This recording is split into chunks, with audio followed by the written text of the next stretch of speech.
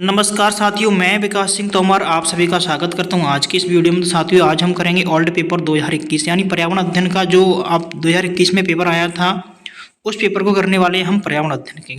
तो साथियों, सभी को लास्ट तक जरूर देखना। यदि आप हमारे चैनल पर नए हो, अभी तक आपने हमारे चैनल को सब्सक्राइब नहीं किया, चैनल को सब्सक्राइब जरूर कर लीजिए, क्योंकि हम आज 2021 का पेपर करने वाले हैं, कल 2022 का पेपर आपके लिए लेकर आने वाले हैं। तो जिससे आपको पता चलेगा कि आपसे किस तरह के प्रश्न 2021 में पूछे गए थे, तो फिर 2022 में किस तरह से लेवल आपका अप हुआ फिर, ठीक है। और आगे आप यानी 2024-25 में आपका किस तरह से लेवल आ सकता है। तो एक एक करके हम सभी प्रश्नों को जानेंगे, संपूर्ण व्याख्या के साथ में बात करेंगे साथियों। तो सेशन को लास्ट तक जरूर देखना है और लाइक एक बार जरूर से कर देना है। तो पहला प्रश्न आप सभी के सामने है, सभी साथियों को उत्तर करना है। कांग्सू की ओर से माउंट एवरेस्ट पर सफलतापूर्वक चढ़ाई करने वाली विश्व की पहली महिला कौन है? तो पूछा है विश्व की पहली महिला कौन है। बचेंद्री पाल है, संतोष यादव है, प्रेमलता अग्रवाल है, तो अरुणिमा सिन्हा है। तो आपकी कौन हो जाती है? ये हो जाती है आपकी संतोष यादव हो जाती है, यानी विकल्प आपका 2 एकदम से सही है साथियों। ये प्रश्न 2021 में साथियों आपसे पूछा गया है। तो बात कर लेते हैं हम संतोष यादव। संतोष यादव भारत की एक महिला है जो पर्वतारोही हैं, ठीक है साथियों। उनका जन्म 1967 में हरियाणा के रेवाड़ी जिले में हुआ था। कहाँ पर हुआ था?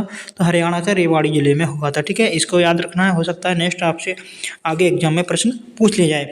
वह 2 बार माउंट एवरेस्ट पर चढ़ने वाली दुनिया की पहली महिला है। कितनी बार साथियों? तो 2 बार चढ़ने वाली, किस पर? माउंट एवरेस्ट पर चढ़ने वाली दुनिया की पहली महिला है, ठीक है साथियों। उन्हें पद्मश्री से भी सम्मानित किया गया है। कांग्स की ओर से माउंट एवरेस्ट पर चढ़ने वाली पहली, माउंट एवरेस्ट पर पूर्वी फेसिंग पक्ष, यानी वह 2 बार एवरेस्ट पर चढ़ने वाली पहली भारतीय महिला थी, ठीक है। इस चीज़ को याद रखेंगे। जो संतोष यादव हैं आपकी 2 बार माउंट एवरेस्ट पर चढ़ने वाली भारत की प्रथम महिला हैं साथियों, और विश्व की भी प्रथम महिला हैं, ठीक है। इस चीज़ को भी आपको याद रखना हुआ है। मई 1992 में पहले चोटी पर चढ़ गई थी। फिर मई 1993 में फिर से एक इंडो नेपाली समूह के साथ चोटी पर चढ़ गई थी। किसके साथ चढ़ गई थी? तो इंडो नेपाली समूह के साथ में फिर से वे क्या है, चोटी पर चढ़ गई थी, ठीक है। उन्हें 2000 में भारत सरकार द्वारा पद्मश्री से सम्मानित किया गया है, ठीक है। इन्हें पद्मश्री से भी सम्मानित किया जा चुका है। उन्हें 1994 में तेंजिंग नोर्गे राष्ट्रीय साहित्य पुरस्कार से भी सम्मानित किया जा चुका है साथियों। इनके बारे में ये महत्वपूर्ण बातें थी साथियों, जो कि आपकी एग्जाम की दृष्टि से काफ़ी महत्वपूर्ण होंगी।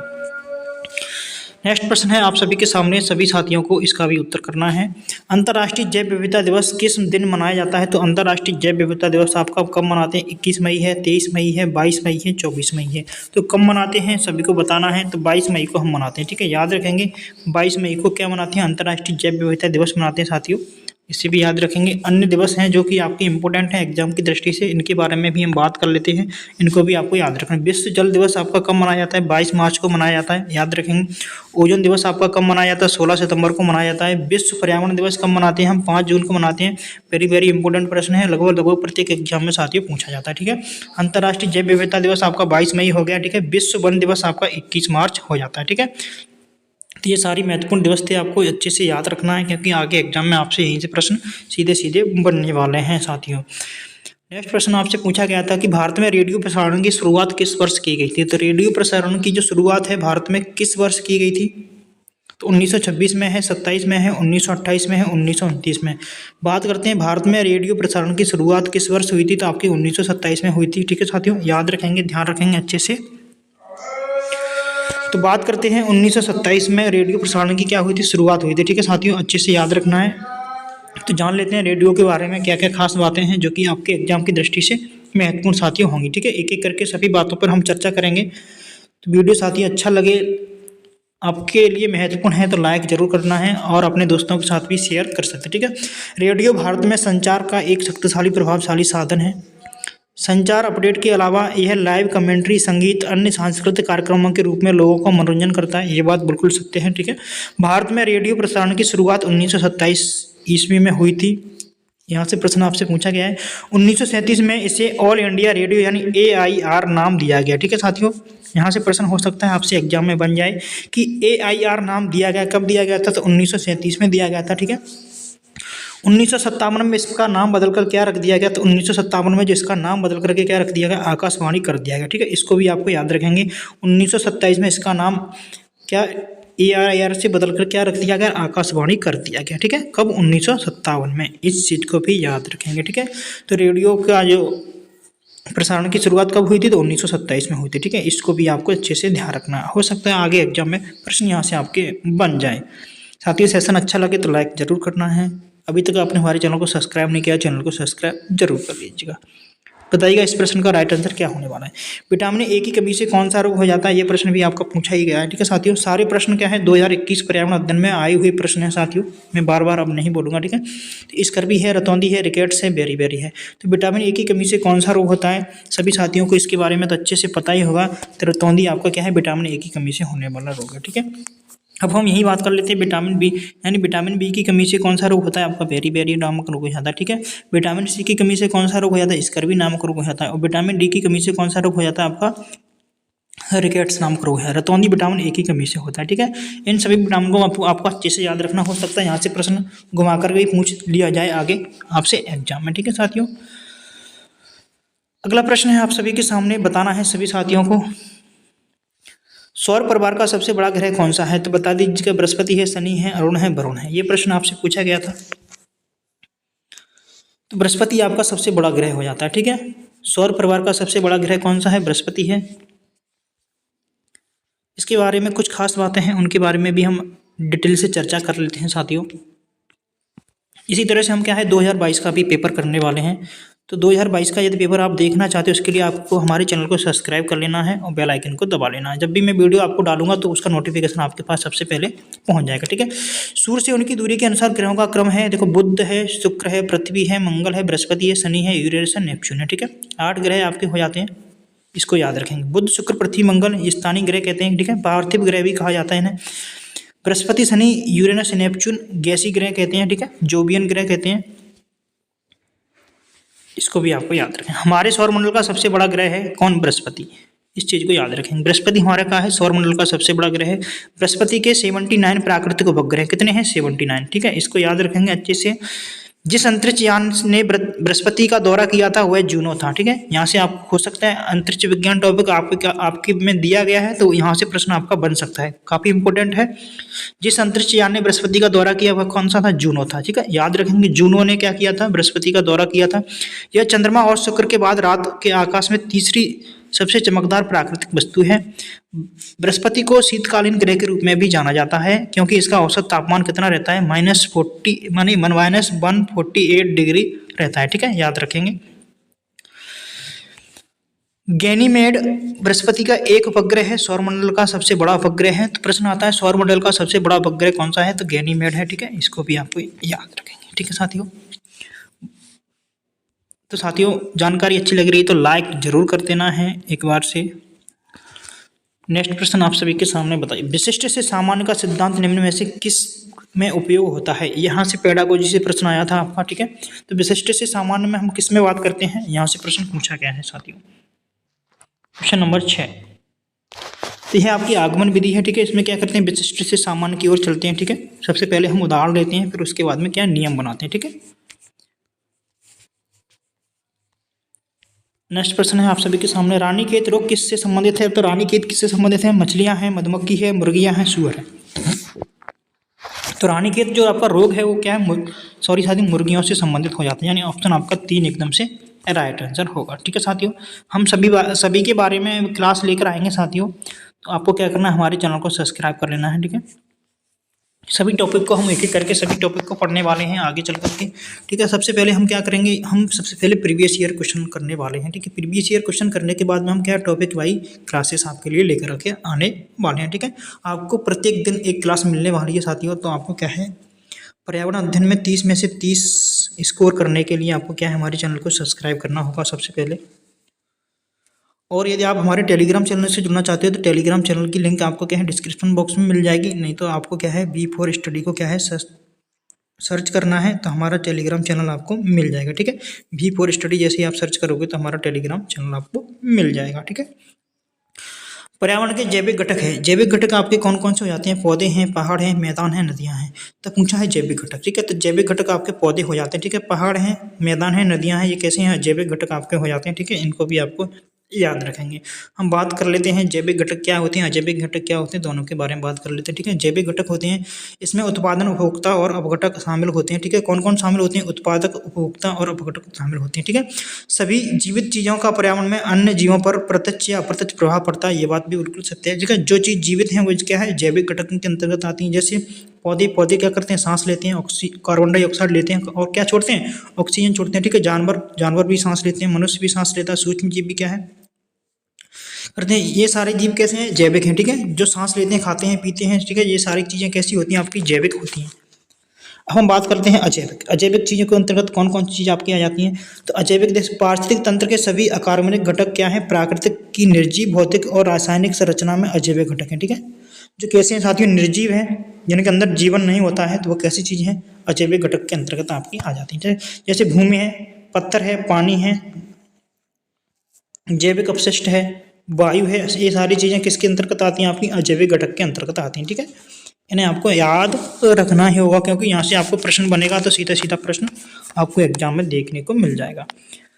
अब हम बात करते हैं वनोन्मूलन का दुष्परिणाम है। तो वनोन्मूलन का दुष्परिणाम क्या हो सकता है? तो वनोन्मूलन का दुष्परिणाम होता है मृदा अपरदन में वृद्धि होती है क्या? मृदा अपरदन में कमी होती है क्या? वन्य जीव जंतुओं की संख्या में वृद्धि होती है, वर्षा में वृद्धि। जब हम वनों को लगातार क्या करेंगे? काटेंगे। वनों को काटना है, तो वनों को जब हम काटते हैं तो क्या होगा? तो मृदा अपरदन में वृद्धि होगी, मृदा अपरदन में कमी आएगी, तो साथ ही मृदा अपरदन में क्या होगी? वृद्धि होगी। ठीक है साथ ही, यदि हम पेड़ों को काटेंगे तो क्या है? मृदा अपरदन में वृद्धि होगी, क्योंकि क्या है? जो वृक्ष होते हैं ना, तो अपनी जड़ों के माध्यम से क्या करती हैं? जो मिट्टी होती है ना, मिट्टी को अपनी जड़ों से पकड़ के रखते हैं, और मिट्टी को पकड़ के रखते हैं तो क्या है? मृदा अपरदन में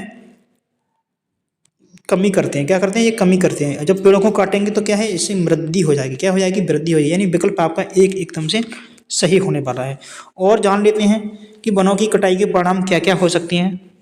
देखो, वनों की कटाई के परिणाम, भूजल में कमी आती है, मिट्टी को गर्म और बारिश के लिए उजागर करना, बाढ़ जैसी संभावना आपको देखने को मिल सकती है, क्योंकि जो वन होते हैं ना, वो बाढ़ के पानी को क्या कर लेते हैं? शोषित कर लेते हैं। ठीक है, जैव विविधता को नुकसान होता है, स्वदेशी समुदायों का विस्थापन हो जाता है जब हम पेड़ों को काटते हैं, जलवायु परिवर्तन हो जाता है, सही बात है, आर्थिक नुकसान होता है, पेड़ों को काटेंगे तो आर्थिक नुकसान तो होगा ही। ठीक है, भूस्खलन होता है, यानी मृदा अपरदन होता है। ठीक है, वर्षा में कमी आती है। ये सारे परिणाम हो सकते हैं वनों की कटाई के। ठीक है, तो साथियों, अधिक से अधिक हमें पेड़ लगाने चाहिए। अपने जीवन में कम से कम आपको 5 वृक्ष तो लगाने ही चाहिए। ठीक है, हमें अपने पर्यावरण को बचाना है, ये कंपटीशन की बात नहीं है साथियों। हमें अपने यदि पर्यावरण को बचाना है, अपने जीवन को सुरक्षित रखना है, तो हमें कम से कम अपने जीवन में 5 वृक्ष जरूर लगाना चाहिए। ठीक है साथियों, वृक्ष लगाना सबसे बड़ा पुण्य का काम है, और सभी साथियों को एक बार कम से कम अपने जीवन में 5 वृक्ष लगाना अनिवार्य है। ठीक है साथियों, अफीम किससे प्राप्त होता है? तो अफीम किससे प्राप्त होता है? पेपावर यानी सेमिन फेरम से प्राप्त होता है। एलोवेरा, ठीक है, एलोवेरा है साथियों, सिनकोना,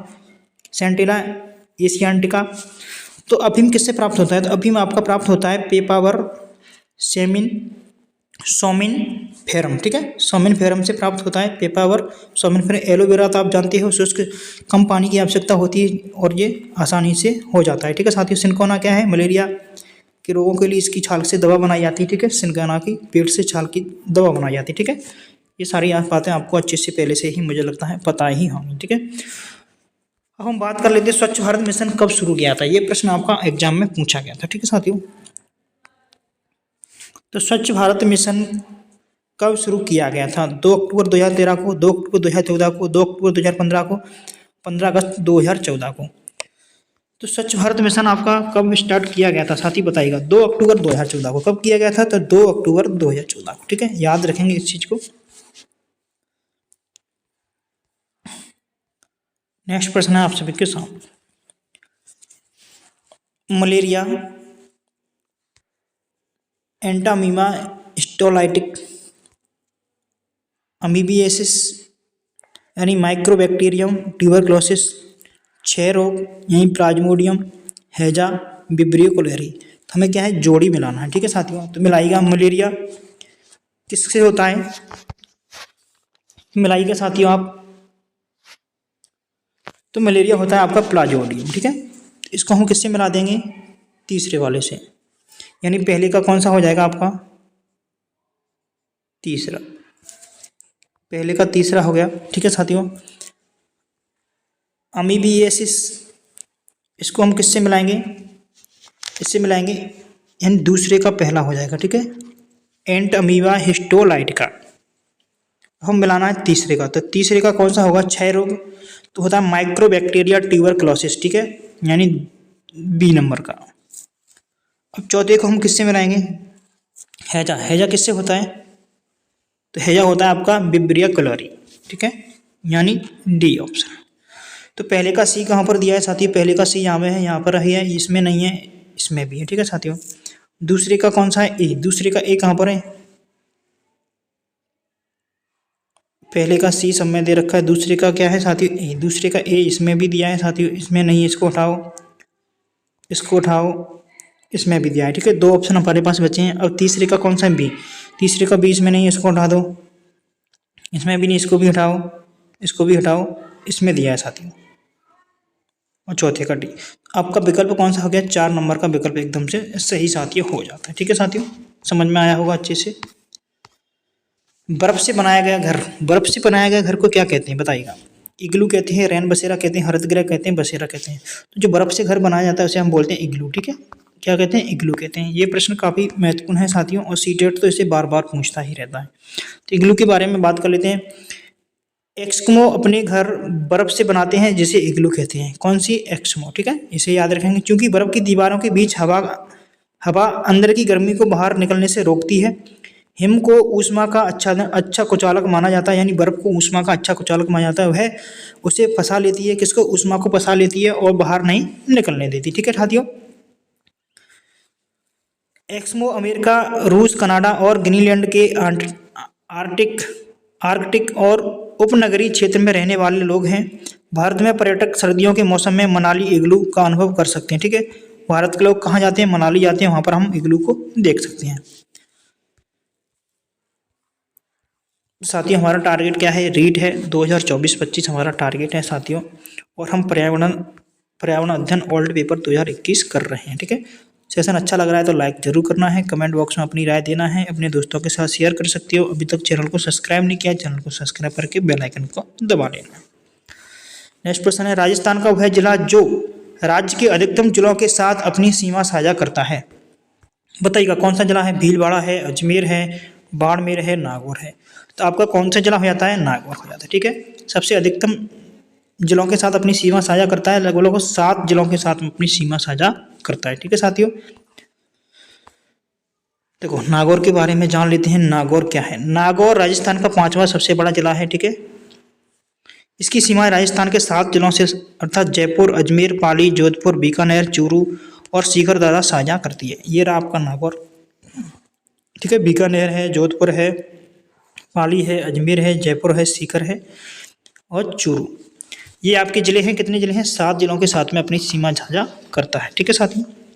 यह नागौर किला, किस्मर किला, मकराना, कुचाम किला जैसे किलों के लिए प्रसिद्ध है। नागौर के मेले और त्यौहार, रामदेव पशु मेला कहाँ पर लगता है, तो नागौर में लगता है। बलदेव पशु मेला कहाँ पर लगता है, तो नागौर में लगता है। वीर तेजाजी मेला कहाँ पर लगता है, तो नागौर में लगता है। ये मेला कहाँ पर लगते हैं, ये तीनों मेला आपके कहाँ पर लगते हैं, नागौर में लगते हैं, ठीक है साथियों। 1959 में जवाहरलाल नेहरू ने राजस्थान के नागौर में पहली पीढ़ी की पंचायत का उद्घाटन किया। इसको भी याद रखना, हो सकता है आपसे प्रश्न यहाँ से पूछा जाए। नेक्स्ट प्रश्न है साथियों आपके सामने, बिना सिले पहनने जाने वाले कपड़ों का समूह बताइए। तो वस्त्रों से आपका प्रश्न पूछा गया है, ठीक है। ये भी टॉपिक आपके पर्यावरण में दिया हुआ है साथियों। तो साड़ी है, कमीज है, टोपी है। तो टोपी क्या है, बिना सिले हुए पूछा है, बिना सिले। तो पगड़ी, साड़ी, कुर्ता है, टी शर्ट, लुंगी, टोपी है, धोती, साड़ी, पगड़ी है। तो बिना सिले कौन से हो जाते हैं, आपकी धोती बिना सिली होती है, साड़ी बिना सिली होती है, पगड़ी आपकी क्या है, सिर पे बांधी जाती है, वो भी क्या है, बिना सिली होती है, ठीक है। ये तीनों चीज़ें क्या है, बिना सिले कपड़े हैं, ठीक है, जो पहने जाते हैं। धोती है, साड़ी है, पगड़ी है, ठीक है साथियों। नेक्स्ट प्रश्न है, ग्रेगर जोहन मेंडल ने पर शोध कार्य किया था, किस पर शोध कार्य किया था। ड्रोसोफिला, चूहा, उद्यान मटर यानी ईस्ट। तो इन्होंने शोध किया था किस पे, मटर के पौधे पर शोध किया था। इसको भी आपको याद रखना, ठीक है। कौन है, किसने, तो ग्रेगर जॉन मेंडल ने किस पर शोध किया था, तो मटर के पौधे पर इन्होंने क्या किया था, शोध किया था, ठीक है।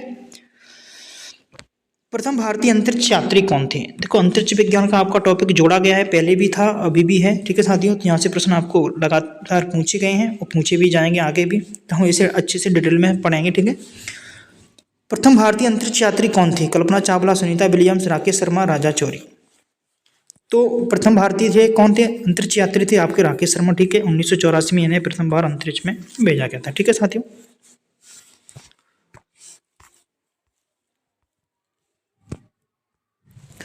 निम्नलिखित में से राजस्थान के किस किले को चिड़ियाटांकू के नाम से जाना जाता है? तो चिड़ियाटांकू के नाम से टूंक के नाम से किसे जाना जाता है? रणथंभौर का किला, मेहरगढ़ का किला, कुल्लभगढ़ का किला, सोनार का किला। तो किसे जानते हैं? मेहरगढ़ का किला, ठीक है। किसको जानते हैं? तो मेहरगढ़ के किले को जानते हैं, किसके? चिड़ियाटांकू के नाम से जानते हैं। इसको याद रखेंगे, मेहरगढ़ का किला आपका एकदम से क्या है? राइट आंसर साथियों हो जाता है। जल दिवस किस दिन मनाया जाता है? तो बताइएगा, जल दिवस किस दिन मनाया जाता है? 22 मई है, 22 सितंबर है, 2 फरवरी है, 22 मार्च है। तो 22 मार्च को आपका क्या मनाते हैं? जल दिवस मनाते हैं, ठीक है। इसे याद रखेंगे।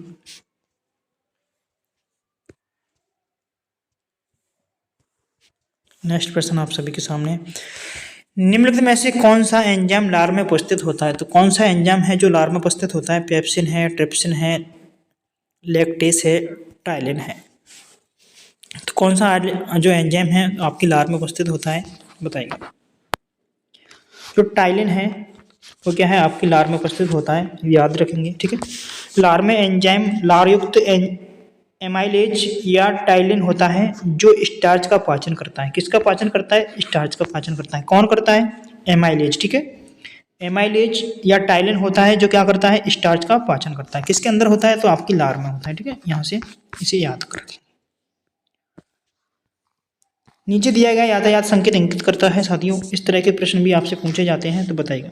चौराहा है, पैदल पथपार है, रेलवे क्रॉसिंग है, सक्रिय पुलिया है। तो आपकी रेलवे क्रॉसिंग हो जाती, ध्यान रखें। राजस्थान में किस देवता को ऊंटों का देवता के नाम से जाना जाता है? तो किस देवता को ऊंटों का देवता के नाम से जाना जाता है? गोगा जी है, रामदेव जी है, पाबू जी है, भूमिया जी है। तो पाबू जी को जाना जाता है, किसके नाम से जाना जाता है? ऊंटों के देवता के नाम से जाना जाता है, ठीक है। ये सारे प्रश्न आपके 2021 पर्यावरण अध्ययन में पूछे गए हैं साथियों। भारत में वन्य जीव संरक्षण अधिनियम कब लागू हुआ? तो 1962 में, 1972 में, 1982 में, 1992 में। तो 1972 में क्या हुआ था? भारत में वन्य जीव संरक्षण अधिनियम लागू किया गया था। कब किया गया था? 1972 में, ठीक है। याद रखेंगे, विकल्प आपका 2 एकदम से राइट आंसर है। देखो यहाँ से आपको लगातार प्रश्न पूछा जाता है साथियों। तो पर्यावरण के जितने भी अधिनियम हैं उनके बारे में हम बात कर लेते हैं, ठीक है। यहाँ से प्रश्न आपको एग्जाम में देखने को मिलेगा ही मिलेगा। भारतीय वन्य जीव अधिनियम 1927, वन्य जीव संरक्षण अधिनियम 1972, जल प्रदूषण रोकथाम अधिनियम 1974 में, ठीक है। वन संरक्षण अधिनियम 1980 में आपका आया था। वायु प्रदूषण की रोकथाम और नियंत्रण अधिनियम 1981 में आया था। पर्यावरण संरक्षण अधिनियम आपका कब आया था? 1986 में। इंपोर्टेंट प्रश्न है साथियों। ध्वनि प्रदूषण विनियम नियंत्रण का 2000 में लाया गया था, ठीक है। जैव विविधता अधिनियम आपका 2002 में आया था, ठीक है। ये प्रश्न आपके लिए सभी वेरी वेरी इंपॉर्टेंट हैं साथियों, इन्हें एक बार से अच्छे से पढ़ लेना है, ठीक है। इसकी पीडीएफ चाहिए तो पीडीएफ के लिए आपको हमारे टेलीग्राम चैनल यानी V4 स्टडी को ज्वाइन कर लेना है, ठीक है। जैसे आप सर्च करोगे V4 स्टडी तो आपको हमारा टेलीग्राम चैनल यहाँ पर देखने को मिल जाएगा, ठीक है साथियों। तो याद रखेंगे,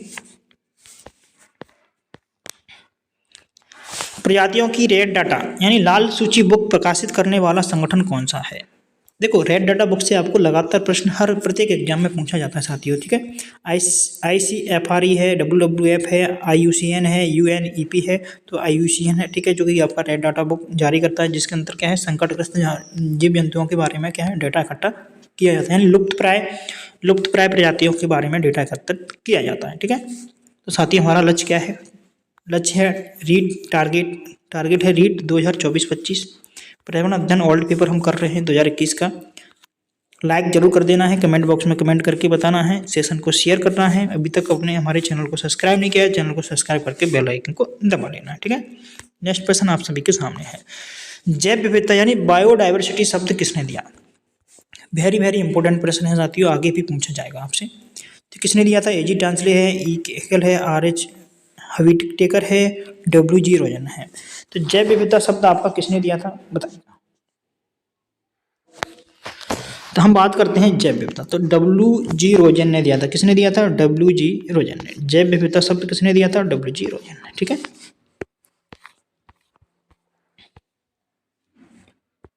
यहाँ से प्रश्न आपसे पूछा जाता है पारिस्थितिकी तंत्र शब्द की उत्पत्ति किसने की थी? तो एजी टेंसले ने की थी। ठीक है, यहाँ से याद रखेंगे। हेकल ने पारिस्थितिक शब्द दिया था। किसने दिया था? हेकल ने।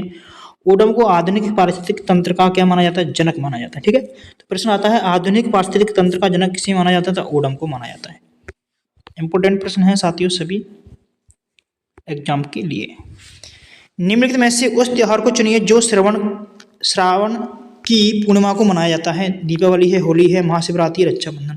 तो श्रावण की पूर्णिमा को कौन सा त्योहार मनाया जाता है? साथ ही त्योहारों से आपके प्रश्न पूछे जाते हैं, तो रक्षाबंधन आपका मनाया जाता है। ठीक है, इनको भी आपको अच्छे से पढ़ना है।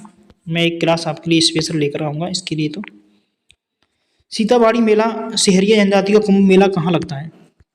जितने भी राजस्थान के मेले हैं आपको एक बार से अच्छे से पढ़ना है। ठीक है, रणौत प्रतापगढ़ में लगता है, चौथर यानी बाड़ा सवाई माधोपुर में लगता है, केलबाड़ा यानी बारां में लगता है, पुष्कर यानी अजमेर में लगता है। तो ये लगता है आपका बारां में। ठीक है, केलबाड़ा बारां में लगता है। कहाँ पर लगता है?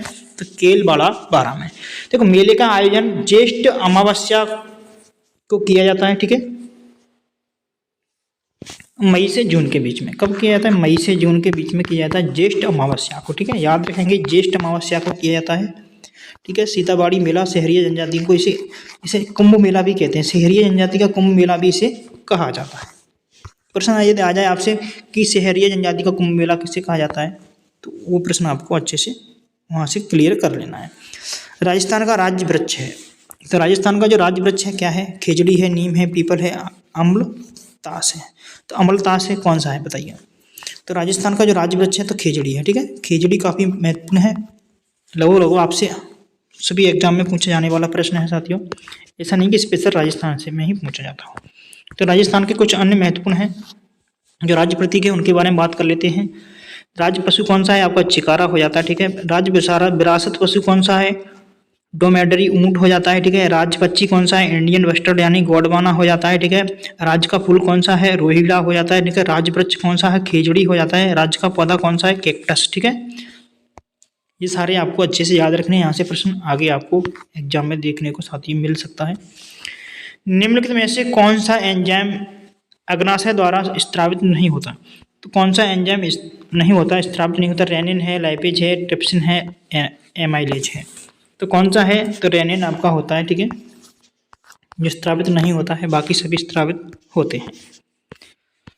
राजस्थान में किस देवता को ऊंट का देवता कहते हैं? अभी तो हमने ये प्रश्न कर चुके हैं साथियों। ठीक है, डबल से हो गया है वो गलती की वजह से। भारत का राष्ट्रीय जलीय जीव कौन सा है? गंगा डॉल्फिन है, हेल है, बेल है, सॉरी साथियों, शेर है, चिकारा है। आपकी कौन हो जाती है? गंगा डॉल्फिन हो जाती है। ठीक है, भारत का राष्ट्रीय जलीय जीव, भारत की बात की गई है तो भारत का राष्ट्रीय जलीय जीव कौन सा हो जाता है? आपकी गंगा डॉल्फिन हो जाती है। इसे सूस के नाम से भी जानते हैं। ठीक है, प्रश्न यदि आपसे पूछा जाएगा सूस के नाम से किसे जानते हैं, तो गंगा डॉल्फिन है, उसे सूस के नाम से भी जाना जाता है। तो साथियों अभी तक आपने हमारे चैनल को सब्सक्राइब नहीं किया, चैनल को सब्सक्राइब जरूर कर लेना है, बेल आइकन को दबा लेना है, वीडियो को लाइक और अपने दोस्तों के साथ में शेयर जरूर कर देना है। मिलते हैं सभी साथियों को अगली वीडियो में, तब तक के लिए सभी साथियों को नमस्कार, जय हिंद, वंदे मातरम। Thank you for watching.